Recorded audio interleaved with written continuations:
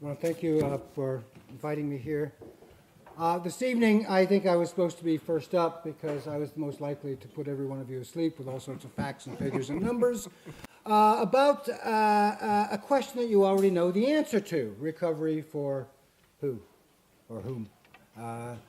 I'm not going to do that. I'm going to throw out a few things that, you know, might engender some discussion. But I also want to kind of explore some thinking that I have undergone. I think we should all be growing and learning, even at my age, especially in light of the successful right to water demonstrations. I know that austerity has worked because we've been told. International confidence is up. I've been told that. The deficit is down, and I'm sure everybody really is enjoying that one. And bond prices are at their best, which means yields are at their lowest, and we're even doing a better job on the international markets than Germany. Okay, if you want to buy into that, fine. I'm not going to disturb you. There's a few other things, though. Wages are down, and income is down. But even more so, that you can get that kind of broad number, you know, when you look at the broad wages. What's interesting is when you go underneath that number, and you find that actually the managerial and professional grades, and I'm talking about the higher professional grades, have all seen their incomes rise during the recession. Now these are employees, but when I say employees, I mean technically Michael O'Leary is an employee, part of the PAYE class, but you know.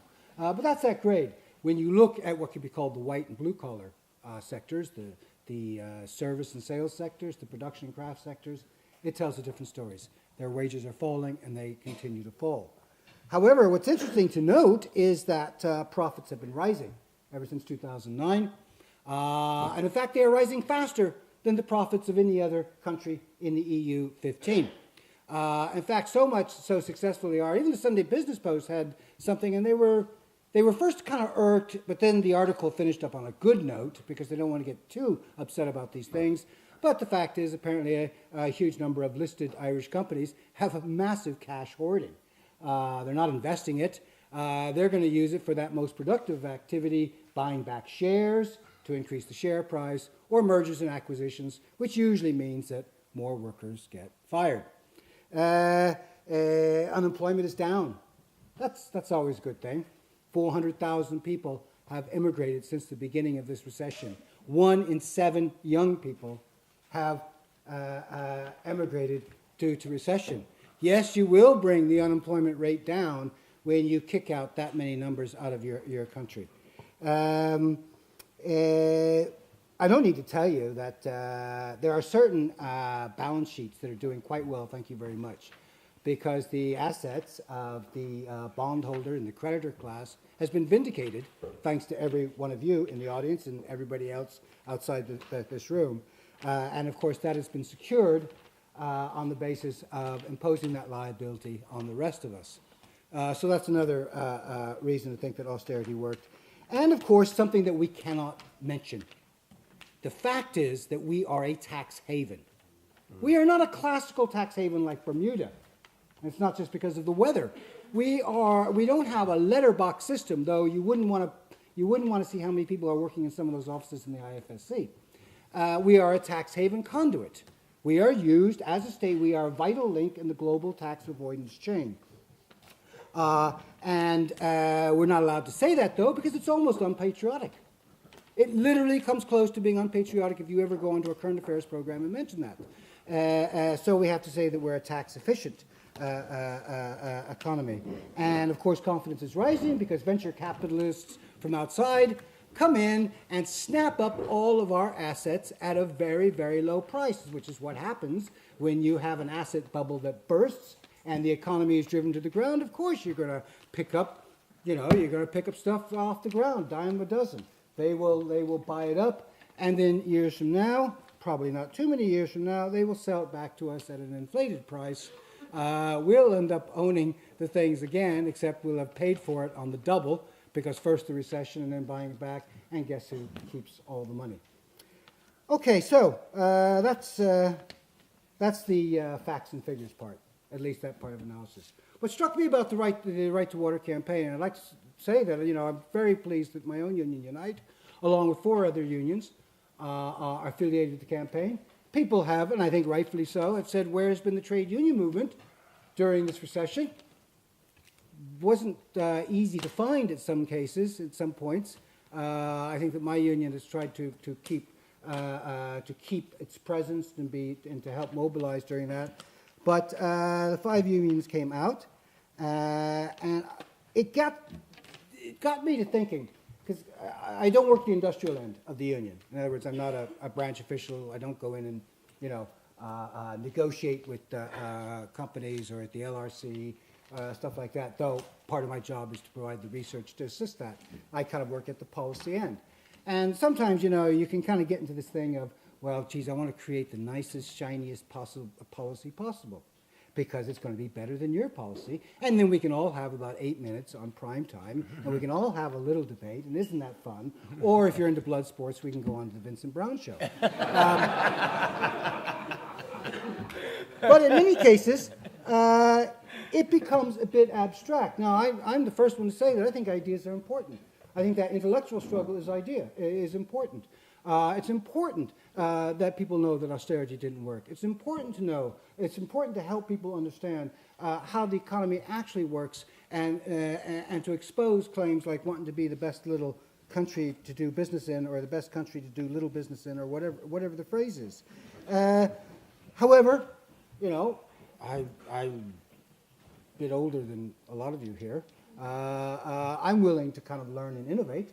And I saw what happened to Right to Water. What happened? 170,000, 180,000 people turned out? I don't know. I don't think we'll ever know the numbers because there's places that every once in a while we found out had a march, had a demonstration, and we didn't realize that. So widespread and so democratic was it throughout the country that everybody everywhere seemed to be doing it. Why was it so successful? I think the analysis is going to go on for a long time on that because it's still in struggle. It's not over yet, so things will shift, things will move in response. 3 things that I think, and I'd be interested to hear what you think, and maybe you will see it a different way. And I come from this, obviously, as a member of a trade union, as part of that alliance, is that it was an alliance.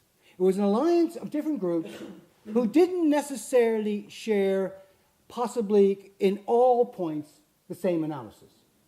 They didn't share the same prescription. But what they did share was the fact that they wanted to get rid of water charges. So the right to water boiled down to 2 simple things. It's a human right. I think that caught people's imagination. And that it should be abolished, and that certainly did. So that was a key thing, the alliance. And that is the strength of the movement. And secondly, that having set that up, Right to Water, it became a brand that people took to themselves. That thing that happened a couple weeks ago, that could not have been centrally organized. It could only have been from a kind of a direct grassroots movement upwards, where people appropriated the slogan, appropriated the demand, appropriated the brand, if you will, the logo, and then said, we are now going to apply it in the circumstances in our area according to how we decide. That is authentic. That is democratic. So in thinking about that, how can you do that with policy? I just quickly go through four issues. There's so many challenges that the Irish economy faces, most of which we're not debating, by the way. But there are 4 certain things. And I want to try to see, can I apply that, so that policy becomes truly a kind of a broad alliance, but also allows for people to take, control of it and apply it at the local level. And if I haven't got the formula right, I'm still trying to work it out, and I'll take any guidance where I can. First is the living wage. I think, to my mind, the living wage is a transformative policy. I think for most people, it makes absolute common sense. Ask anybody if they think that having a job should at least pay you a living wage, and they say, yeah, of course, right. Well, why wouldn't it? It is a common sense proposition. Now, of course, many people in that living wage will have different ways of going about doing it, different policies, a different prescription. Obviously, us in the trade union would say, well, we think the first step is to join a trade union. That helps getting towards living wage. So there are other things. Mandate, for instance, took a survey of their members, and they found that their members weren't so much interested in increasing the hourly wage, but they were desperate to want to increase the working hours. Because a living wage is not just an hourly wage, it's a weekly wage, it's an annual wage. So they see the living wage in a different, they have a particular struggle of getting extra hours. So in this case, a living wage becomes, here is the information, here are a set of policies, how can you apply it in your workplace, how can you apply it in your sector, how can you apply it in your community, all the strategies, and it's up to you. And we are there as a support role. We are there, whether we're a trade union or civil society group or whatever, we are there in a support role. And if you believe this is you believe this is the best way towards the living wage, there are many good roads to it. There are many ways of walking forward and still walking together. So that's the first thing. Debt. I maybe missed something. I mean, debt seems to have fallen off the radar. Nobody seems to be talking about debt. I mean, it is one of the biggest things that is just slamming the hell out of this economy. I mean, you know, you'd think that, did Anglo-Irish go away? No, it just got hidden into another form. In fact, I don't know, some fellow, I forget his name now, I'm sure he's a great guy. He's a leading bond trader for Pimlico Bond House. Now, these are international bond houses. They trade trillions of dollars in bonds. I mean, this is capitalism at its super turbo. And I think he came over for Kilconomics. So he was interviewed in the Sunday Business Post. He was interviewed on Morning Ireland. You know, he's got long hair. He wears jeans. He sits at the computer. And, you know, oh, I'm sure he's a great fellow. Interesting what he had to say. Interesting what he had to say. Here's someone who controls the fate of nations and companies. Here's what he had to say. He said, oh, yeah, Ireland's creditworthy because if you prove it, you'll pay your debts, of course, you know. The government would you know, that's the one thing they certainly... Ireland is a bad investment. He wouldn't recommend Ireland as a choice of investment for his clients. Two reasons. One, you have too much debt. Why did you accept the debt? And secondly, you're kicking out all your young people.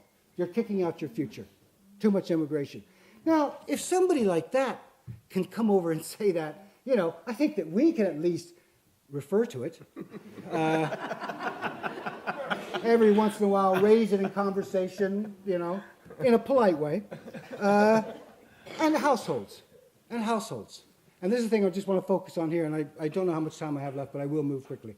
But with households. Again, did this go away? Did the arrears problem go away? I know that I think there was a fall of, if I can just remember, 1.7% in the last 2 quarters of those in certain forms of arrears. No, arrears is a major problem. It's a major problem for those who are not technically in arrears because they are sacrificing a lot of their livelihoods to stay out of arrears. So that only captures part of the problem. Household debt is a problem weighing down on the economy. It was not created by the people who were forced to buy houses at outrageously inflated prices to boost the profits of banks. The banks. What should be done? It's very difficult for a lot of people to talk about debt because a lot of people feel ashamed about debt. You know, it's like they feel ashamed about deprivation. They feel it's a personal sin. And by the way, we're told it's a personal sin. You know, we talk about debt as though it's a personal vice. Now, I think that what is necessary is for a practical but radical and thoroughgoing program. And I certainly, again, would like to see the trade union movement behind this and like to get civil society groups behind this, just a simple model of how you could write down household debt. And by the way, based on the most fundamental of economic principles, that when you are paying for an asset at a price which is disproportionate to what the market will bear, that's a problem. In other words, people are paying a mortgage on a price which their house no longer has any relationship to. You bring it down to the market reality. You know, if we want to talk about the same way the Pimlico guy, bonds tradesman, talked about, it's a very simple proposition. That way, then maybe you can say, yeah, people might feel emboldened to come out because people need to tell their stories. We need to get that back on, the Joe Duffy program. We need to have specials on primetime. We need to have people talking about that in the communities. We need to have people to feel the confidence that, yes, there is a solution. Because right now they are trapped in this thing where they said that you were the sinner, and therefore you must do repentance. I'm just going to, how much time do I have left? 2 minutes. 2 minutes, okay. I had two more things. I'm going to finish with one more thing because I get to mention John Bruton. He's just one of my favorite guys, head of the IFSC. Now, these people don't publish policy documents. You know, they don't go on and debate, you know, certainly not on Vincent Brown. They don't go on and debate. They don't have to. They got a direct line to the Department of Finance and the Minister's office. The struggle is over public services. Now, he gave a speech in New York. First off, he said that bankers were being hard done by. Fair enough. He also said that we can no longer afford public services and what he called the welfare state. Oh, thank you, John. Okay, here's the reason why we can't afford public services. Well, there's a lot of reasons. The reason why people do not have proper schools in their community, do not have a primary care network in their community, do not have the type of public services actually that a lot of other European continental countries take for granted, that don't have the income supports. It's not because they don't pay taxes. If I just may diverge a moment, and so if I can get an extra minute, I used to belong to the Labour Party. Okay, I've atoned, okay. You know, God loves a trier. And I know a lot of people in the Labour Party. Many good people. They're on the left. They're egalitarians.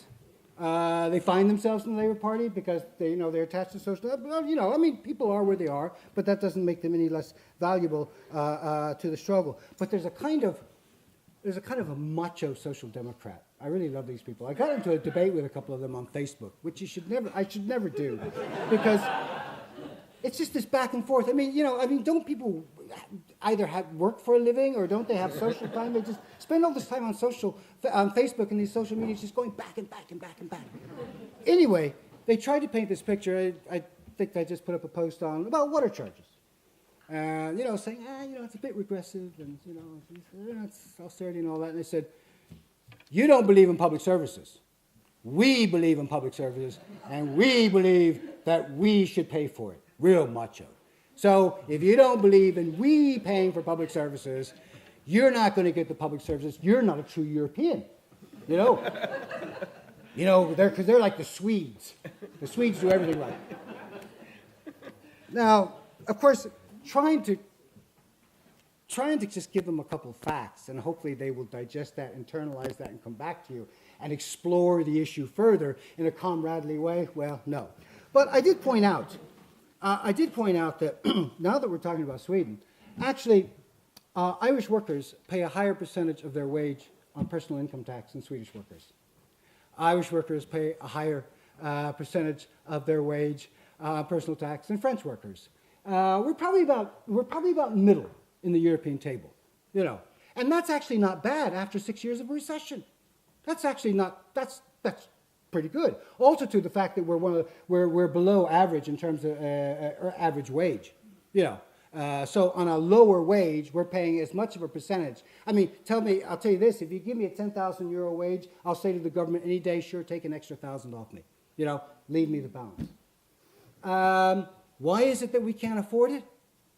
It is because Ireland, the Irish corporate sector and the employer sector pays the least contribution to the economy and society as a result than any other European counterpart of employers in the corporate sector. And I'm not even actually talking about corporation tax, although that's a kind of a fun issue in and of itself. But I'm talking about employers' social insurance. Because in the European model, social insurance is actually more important than income tax. And it is there where employers will pay 2 to 3 times the level of PRSI than our employees here. But what does that do? It funds free health. It funds free GP care, heavily subsidized prescription medicine, pay-related unemployment benefit, pay-related sickness benefits, child care, pay-related pensions, which is really good because that means that workers don't have to, they just get this poverty line, flat rate pension from the state, but for years and years and years they have to pay a ton of money into the private pension sector, not knowing if they're going to get any return at the end of the day. Through the state, they get a clear thing. That is the difference. It has nothing to do with people not wanting to pay their fair share. We pay our fair share. And the point to be made is this. when people mobilize in their local community, either to protect a public service or to actually promote one, saying this is what we want, this would be good for our children, this would be good for our elderly, this would be good for, it might be a sports ground so that everybody can, a democratic approach to sports. They can then go with confidence, make that claim, say what kind of service they want in their area, construct their campaigns, and we can provide them the very simple information that don't let anybody, macho social democrat, macho Christian Democrat, macho liberal, whatever, don't let anybody tell you that you don't pay your fair share. You do, you do. So I'll just conclude on that. I'm trying to think of more kind of ways in which, in one sense, policy can be developed, debated, improved upon. Anybody who comes along and says, I've got the right, absolute right policy for something, they probably have nothing to add to the debate. It's only those who contribute and then want to engage in debate to improve on an idea. But the idea is, how do we take that and then give that back to people in a way that when they campaign for their local services, when they campaign against debt, and when they campaign for a living wage, that they make the decisions themselves, but we have given them the framework, the support, and the comradeship. I think that's the one great lesson that I've learned out of the Right to Water campaign. Thank you. Right. I just wanted to start off by really talking about the rich for a bit, if you let me talk about them for a bit, and then moving on to what we can do. I think it's quite clear wherever you look across the world, be it Spain, we had a discussion just previously about the rise of Podemos, be it Spain, Greece, America, UK or Ireland, that the rich and the wealthy have done well, and they've really stuck onto and clawed onto the principle that, I can't remember who said it, but the principle that you don't waste a good recession. They've stuck to that pretty strongly, and it's worked for them. I think at a time where we're seeing austerity and real hard times being pushed and forced onto the backs of working class and poor people across the world, I think it's obscene that in maybe a parallel universe or somewhere else, we have $19 trillion stashed away in Treasure Island or Cayman Island, whatever you want to call it. At the same time, we see public services being slashed. At the same time as this, we see just this week the European Commissioner embroiled in a crisis, which hasn't landed him in jail, but a crisis which saw him help swindle billions and billions of pounds away from corporations paying taxes whilst he was Prime Minister and Finance Minister in Luxembourg, helping Apple, FedEx and other huge organisations, huge corporations from not paying taxes on profits. And then we see in the south, obviously, as Michael illustrated, Starbucks, Google and others getting away with really swindling the public for out of billions and billions of pounds in taxes, and it is a tax haven, whilst at the same time you're seeing Joe and Jones Soap finding it harder and harder to pay bills and survive. So I think, probably will not need convincing at this point here, but it's worth repeating that the myth that we're broke, we as in countries or states, is completely false, and we all know that there's money there. We all know there's plenty of money lying in the pockets of the rich, plenty of money lying in the bank votes of the banks who are taking our money and still refusing to give it back. So I think, the point that I would like to make is that the recession has worked. The recession has definitely worked. The recession has worked in terms of increasing the profits and the wealth of the rich, because that's what they always aim to do when it comes to a recession. Profits are up and wages are down. The figures in the north, just to go through, public sector workers have seen their wages slashed in real terms from 15 to 20%. This has been due to inflation increasing, prices gone up, and public sector workers have been faced with a pay cut, a pay freeze, but in real terms it's a pay cut. And this isn't the only robbery which has been happening. Just 2 weeks ago, Sinn Féin and the DUP in Stormont up in the Assembly and in the Executive agreed the biggest cut the public sector, the biggest public sector cut in the history of the North. £850 million is going to be slashed from the public sector.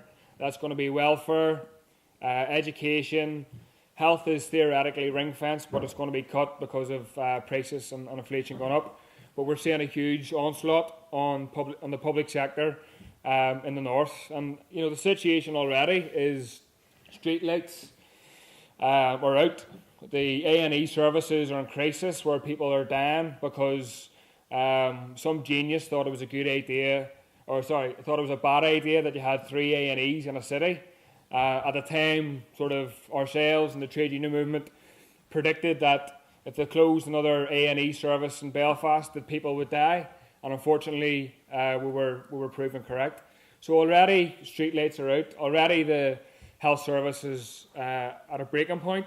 And then we've got £850 million of cuts coming down the line. And as well as that, we see, in terms of the welfare reform, the issue of welfare reform or welfare cuts, more honestly, you see a real, it's a scandal what it's all about. What you see is political parties in the North playing, hokey pokey around it. They're saying, oh, we're in, we're out, we're against welfare reform, but the reality is that we'll have to accept it. And it's all sort of bandied about that welfare reform is something that has to happen. Welfare reform is a reality. But in the whole analysis of what welfare reform is about, what is missing in the analysis, I think, from the media, mainstream debate, is the fact that welfare reform, welfare cuts, is going to have a massive impact on the lives of real people. And really it's worth sort of noting and making the point that the areas hardest hit by the Troubles are the same areas that will be hardest hit by welfare cuts. And it's like, throwing a breeze block on a thin layer of ice. People are still recovering from coming out of the Troubles, 35, 40 years of Troubles. The same areas are going to be hit if the parties get their way with inhumane, scandalous cuts on welfare. And it's really putting more misery on top of people. And the figures and the reports from Britain show that actually welfare reform, obviously it punishes the poor, obviously it punishes the unemployed, but actually, it increases the numbers of suicide as people on the margins, on the brink, the most vulnerable, or struggle to get by. And I think that's the potential in front of us unless we can fight back. And I think, unfortunately, you're seeing attempts, there's real anger there because of the cuts in welfare, because of the cuts in the public sector. And people are broke and people are being pushed and being squeezed for every single penny that they've got. And I think unfortunately we're seeing attempts to deflect the anger at the wrong people. Obviously we're seeing some attacks on the Roma community in the south. In Belfast we saw this summer disgraceful remarks about Islam, and the so-called First Minister of Northern Ireland, Peter Robinson, standing up and defending a bigot priest or pastor in Belfast and backing him up in his attack in Islam. And really what it was about for Peter Robinson was he's unpopular, the DUP are unpopular, and he's trying to deflect blame on different religions, different cultures in a real disgusting way. We're seeing as well is a sharp rise in racist attacks in Belfast and across the north, which are in large part being whipped up, mostly by paramilitaries, in an attempt to try and blame immigrants and blame people in the north. And then old trusty sectarianism is being wheeled out again in an attempt to try and make it seem that what people need to do is to stick to their own corner, stick to their own community. And the way it's being done about welfare reform is to try and make it seem that, it's only people in West Belfast or Republican areas or in certain areas that are in receipt of welfare, when in actual fact it's people across the board. So I think in these, I think crucial to these events is having a rooted left, a principled left that can respond to these events, can mobilise people and crucially point the anger at the people at the top, at the bankers, at the system, and make the point that it's the system that's to blame. And I think obviously there's huge anger out there at politicians and the establishment.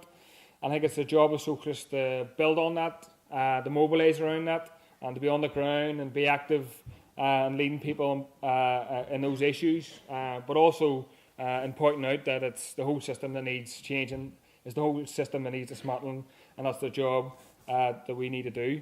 Can I have one more minute? Sure. Thanks. And I just want to say about the water charges campaign, and it's been an absolute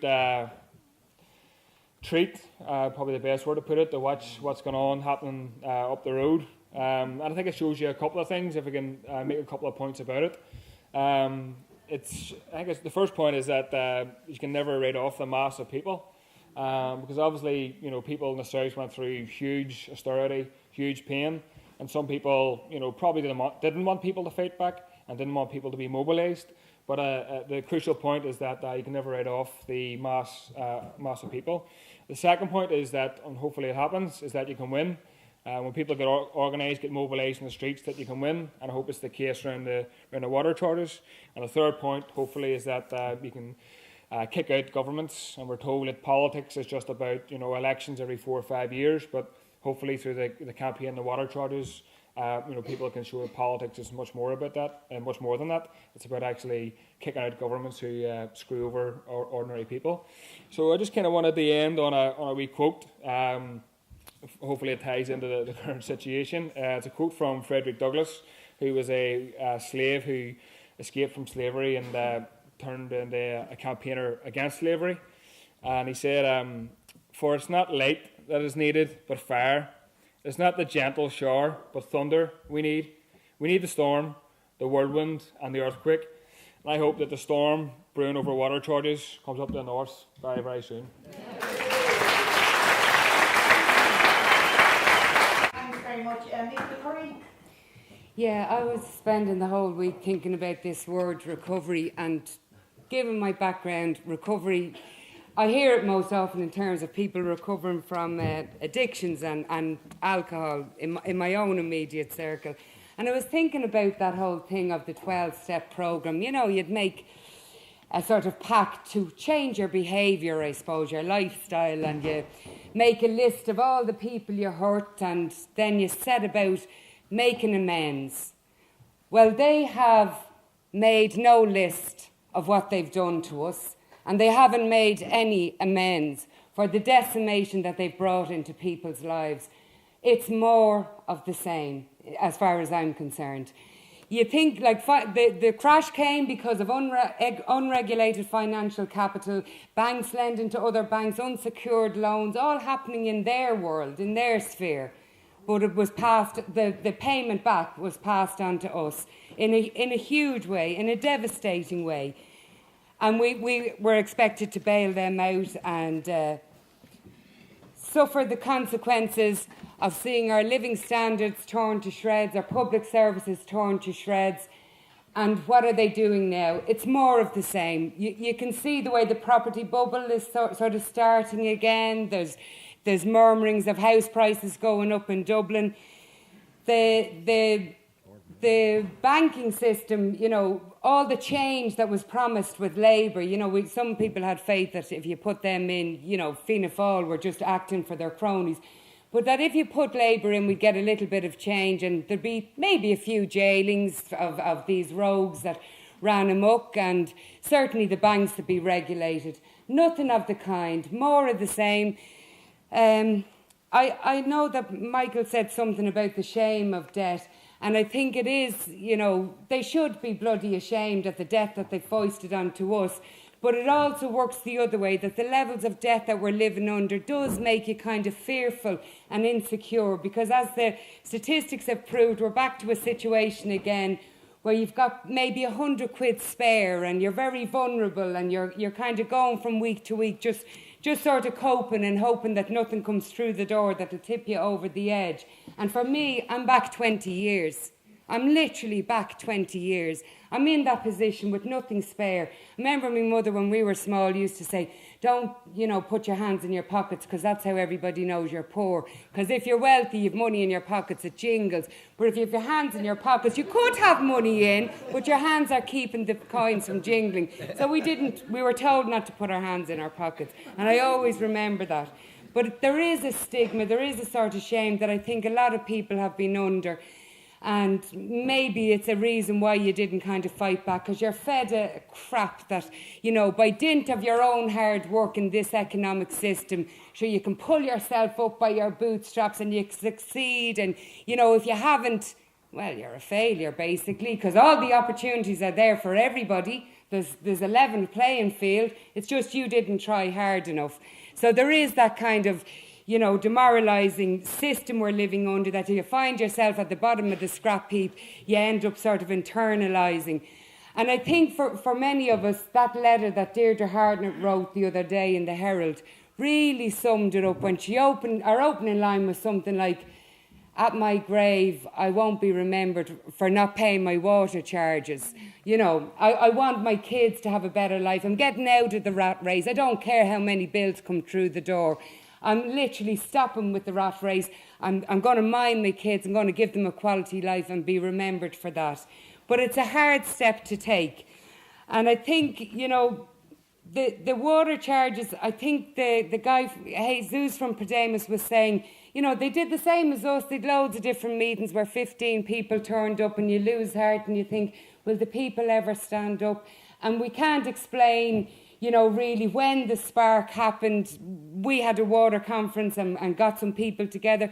But Michael's right, it wasn't just about, it was the trade unions and the unity that was there to put out to the people, but it was also the street meetings, going out into the communities in the lashings of rain. The Spanish comrades have it a little easier, and the weather's probably kinder for them to be out on the squares. But people started to talk again. We started to compare notes. And that lie that, we were failures because we were struggling with debt or just not coping in behind closed doors was blown out of the water, because we were all comparing notes and seeing that we were all in the same boat under the cosh of debt, and really just, a headbanger, at home, listening to the crap out of them about recovery. And that was the seeds of people kind of getting a little bit of a sense that we're in it together. There's a few of us. We can kind of, fight back. We can stand up for ourselves.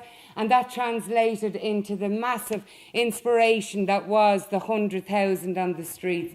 And it blew you away. The mood, the anger, but the dignity. And when they were talking about the marches in Madrid, the marches of dignity, we had our dignity back. We could see that they had decimated all of us.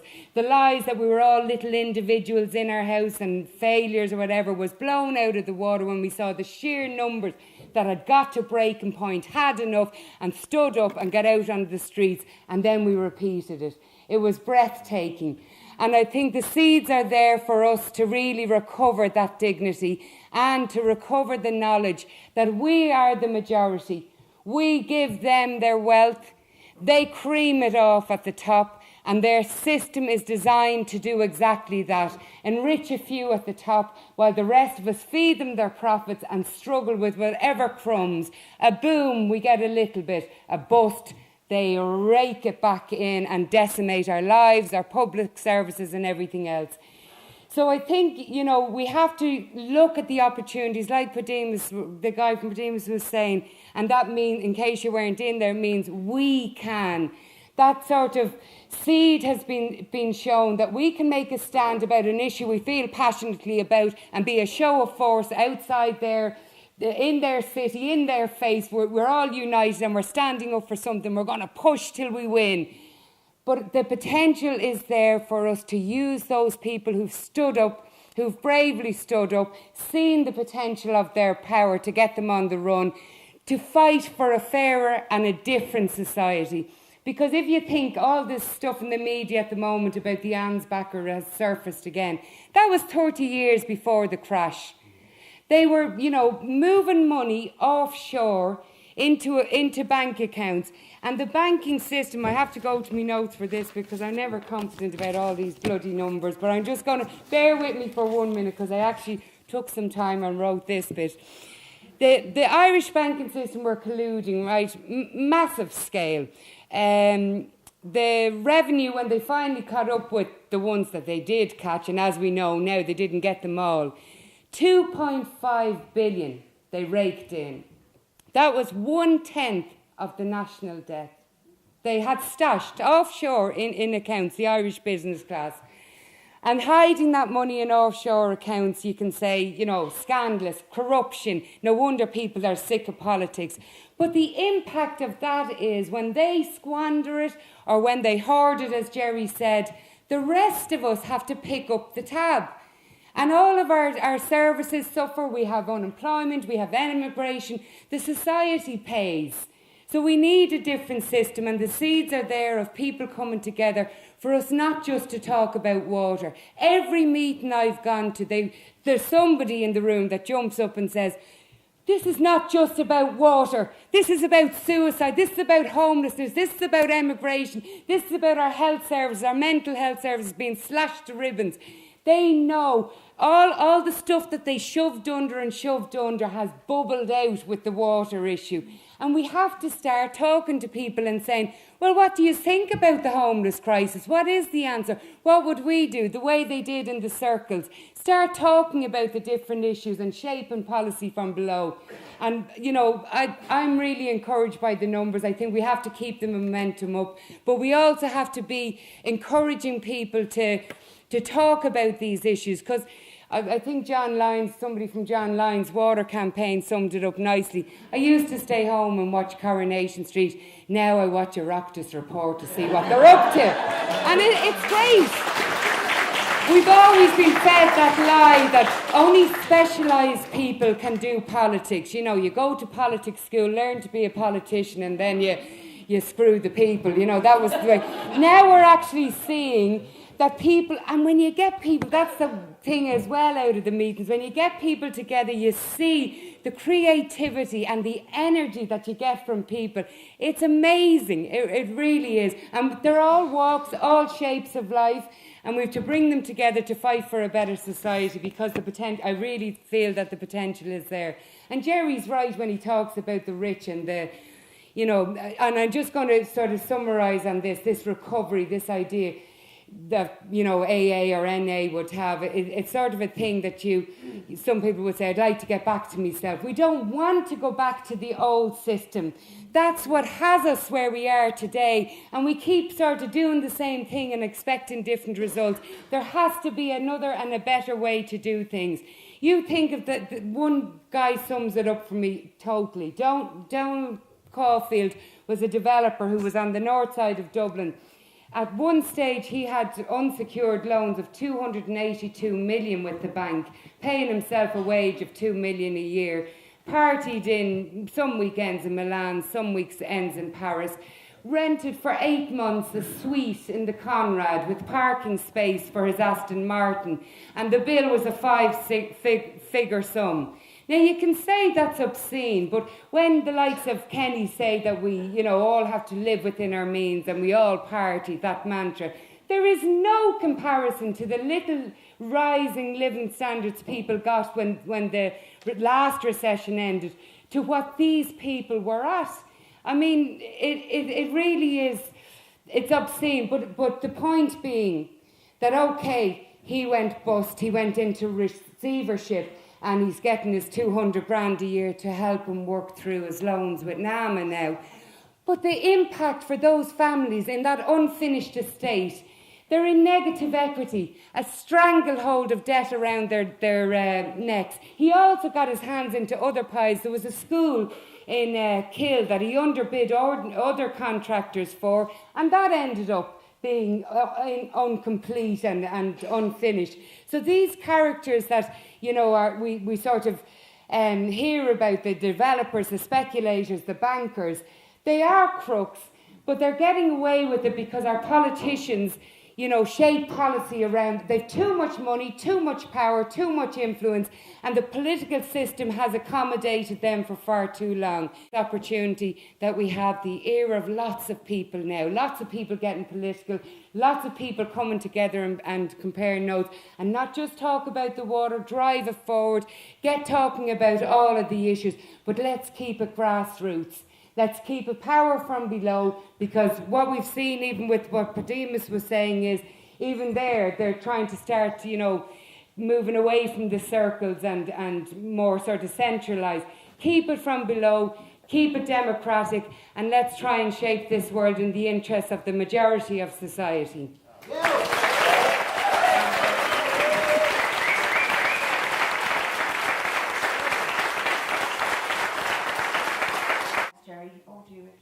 Yeah, well, it is unfortunate we don't have time for discussion, but we hope that tonight will just be an entree, I suppose, to a weekend of debate where we can discuss how we can take this movement forward.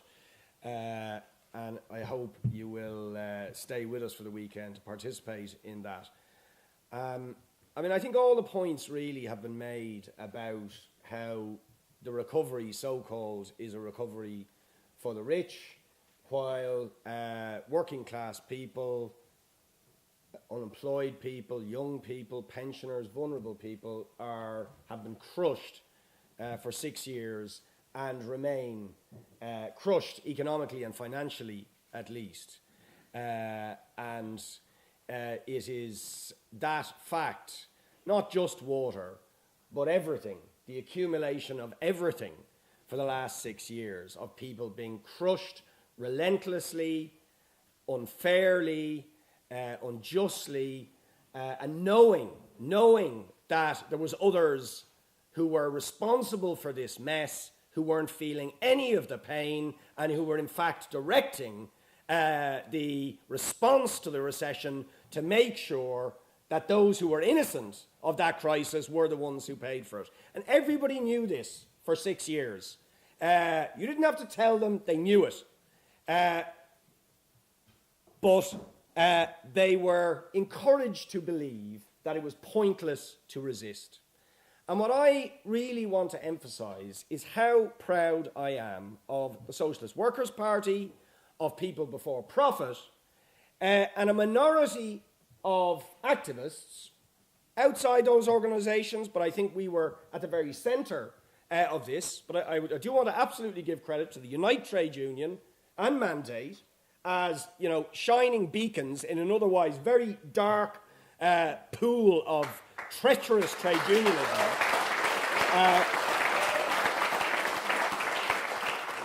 And I'm proud of them too, and all of them. And the reason I'm proud is because the one thing that we said through all that dark 6 years, we never gave up on the belief that people could and would fight eventually, right? When everybody else was telling you, no, the Irish won't fight, there's something about us, there's no point in fighting anyway, all the crap they threw down on us to demoralise us, to disorganise us, to divide us, we stuck to a simple argument, no, it is possible.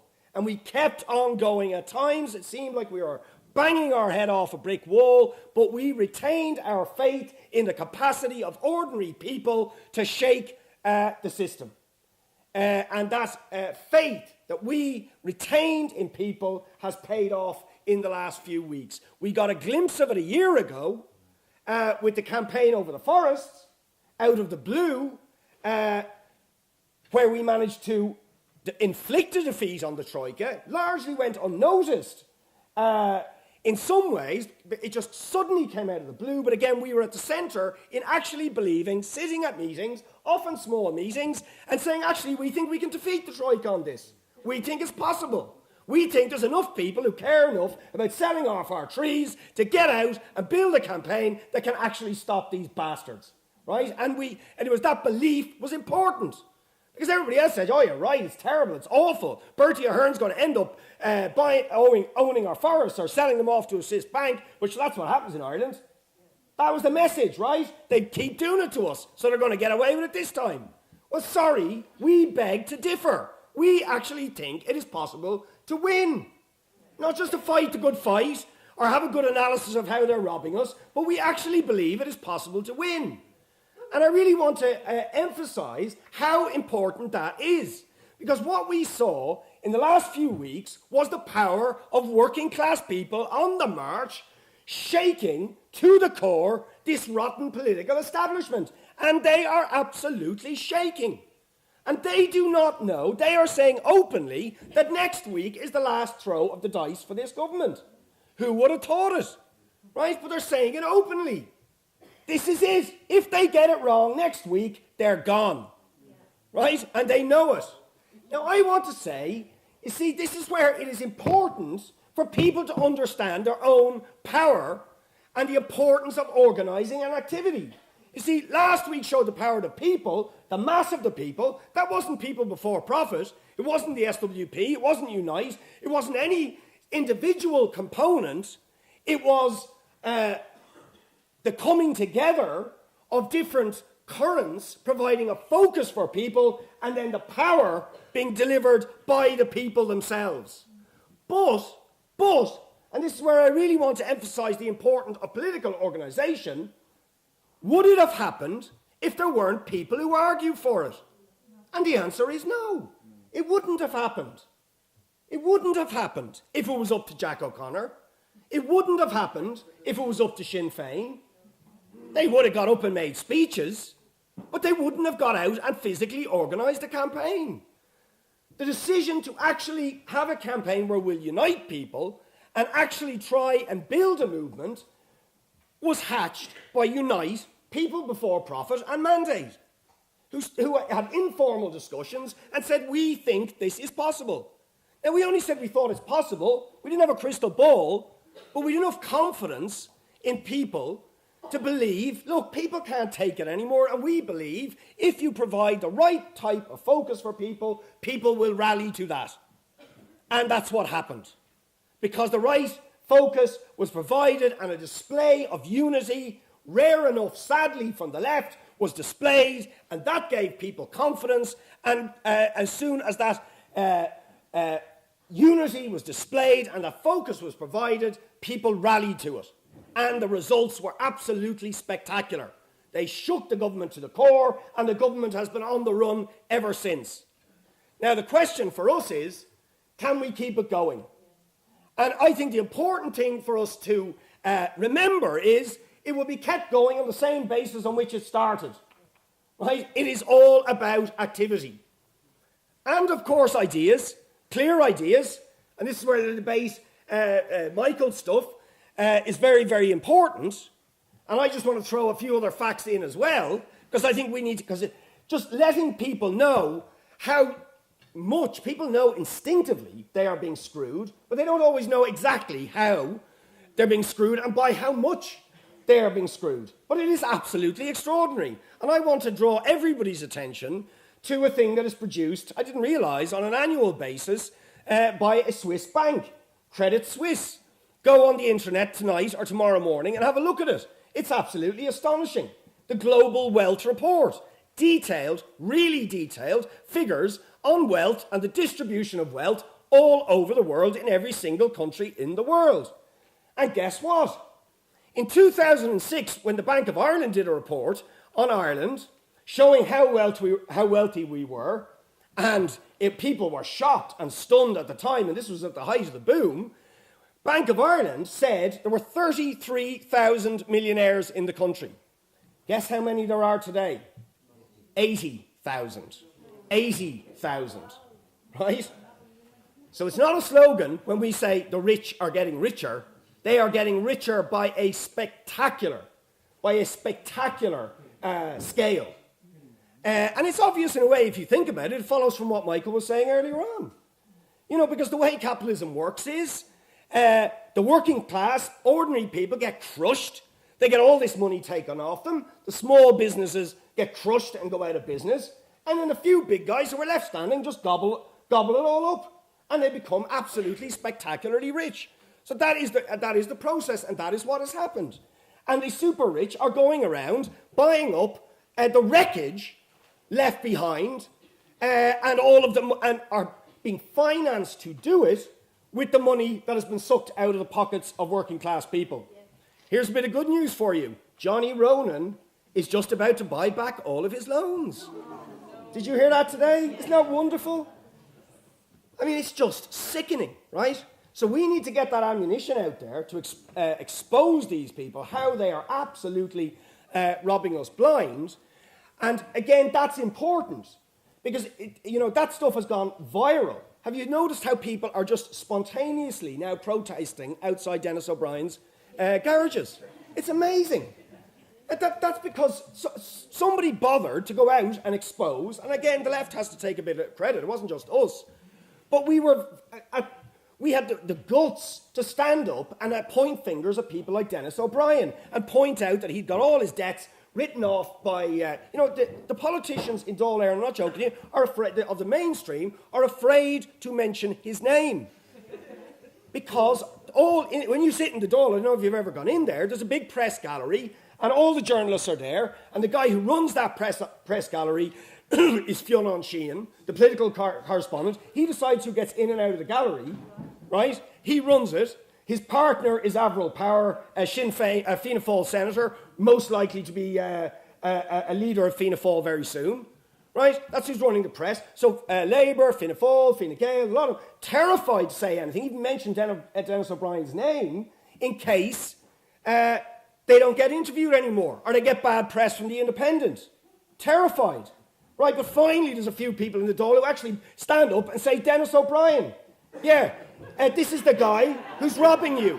This is the guy who got 110 million written off by Anglo-Irish Bank, who made his fortune because a corrupt minister, Michael Lowry, gave him the ESAT mobile phone licence, who's living in Portugal to avoid paying tax, and who's now putting down the meters to take the water off you, and has just bought out Topaz and put Brian Cowan on the board of Topaz. You couldn't make this shit up, right? I mean, you really couldn't. But getting that out there has really ignited people's anger, and so spontaneously they are getting out people, without any direction actually from the left in this case, just spontaneously getting out and picketing Topaz garages and saying we've had it with these people robbing us. So all I just want to begin, is what we do makes a difference. What every one of us do makes a difference. For every one of there is now 106 places that had demonstrations. 106. For every single demonstration, somebody had to organise it. Somebody had to make the placards. Somebody had to get a megaphone. Somebody had to organise the route. There was organisation. That's the level of organisation. And all of that, what is that? That is the successive waves of the anti-war movement, of the anti-bin charges struggle, of union struggles, of the forest struggle, of the property tax struggle, of previous water struggles. It is the accumulation of all of that, building up a layer of activists, not just us, but we can say we played a proud part in many of those places in building networks of activists in those areas that then are capable of providing the focus in their locality when the moment comes when the people are ready to rise. And that is absolutely critical, and it will be absolutely critical to sustain this. And I'll just finish on this point, because there are people who are going to try and steal this movement from us. And the most graphic example, but I mean, you've got charlatans in the Dáil who wobbled on the issue badly, or who just want to play the issue for electoral gain, aren't actually interested in building the broad movement and pushing it forward. Or if you want to take a shocking example of it, the demonstration that happened at the GPO, not organised by Right to Water, we discover after, is chaired by a man called Jerry Beads, who is a personal friend of Bertie Ahern, a property developer who owes hundreds of millions to NAMA, and is still a drinking buddy of Bertie Ahern, and he was chairing the demonstration at the GPO, which attempted to sabotage the wider national movement. Right? That is shocking. Right? We only found that afterwards when Brendan Ogle got up to speak at that, and this guy, Jerry Beads, he recognises him, was deciding no left-wingers on the stage, will we let a trade unionist on the stage? And he'd been presenting himself, I'm the guy who's against political parties because political parties are all corrupt. And he is best mates with the most corrupt politician in the country. So this is why we have to fight, and you have to be organised to fight. Because there are people, the establishment are terrified, but they are not going to take it lying down. They are going to fight back, they're going to try and undermine us, they're going to try and divide us, and therefore we need hundreds and hundreds of activists who are absolutely clear in the message that the struggle to change our society comes through people power from below, and who will not let anybody divert us from that single idea. That change comes from below, that we want a people's revolution, we don't want it hijacked by anybody else. That's why we need you, and that's why we all need to organise to make sure that the rebellion that has started goes all the way and takes these people out.